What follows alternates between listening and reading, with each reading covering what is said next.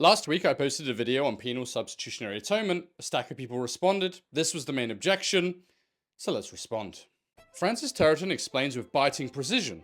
He says Christ was deserted on the cross, not absolute, total, or eternal, not desertion in the union of natures, not desertion in the union of grace and holiness, not desertion in protection and communion, but desertion in terms of consolation and the sense of God's presence. Let's break that down.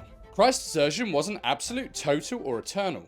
That's a complete cutting off from God, and it only belongs to the damned and the demons. Christ never experienced that because he remained in perfect communion with the Father, and he is and always will be the beloved Son of God. Secondly, it wasn't a desertion in the union of natures. The hypostatic union was never broken. Christ remains and always will remain truly man and truly God. Thirdly, it wasn't a desertion in the union of grace and holiness. Jesus never lost the indwelling Spirit, his holiness, or his communion with his Father. He remained sinless and holy and adored.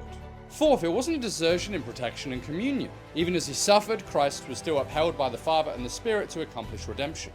He wasn't abandoned in the sense of being without God's power.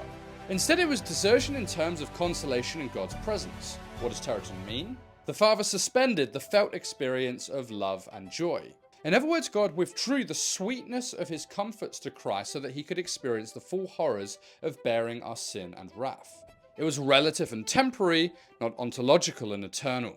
The gospel is that Jesus died for our sins. What does that mean? Isaiah 53 gives us the key. Jesus was pierced for our transgressions, crushed for our iniquities. Upon him was the chastisement or the punishment that brought us peace. And the Lord laid on him the iniquity of us all.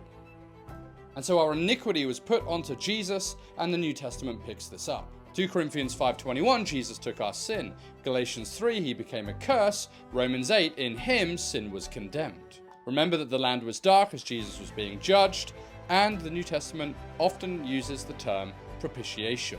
It's utterly unconvincing to say that just means a cleansing from sin and guilt. The word means to appease God's hot and holy wrath, to satisfy divine justice.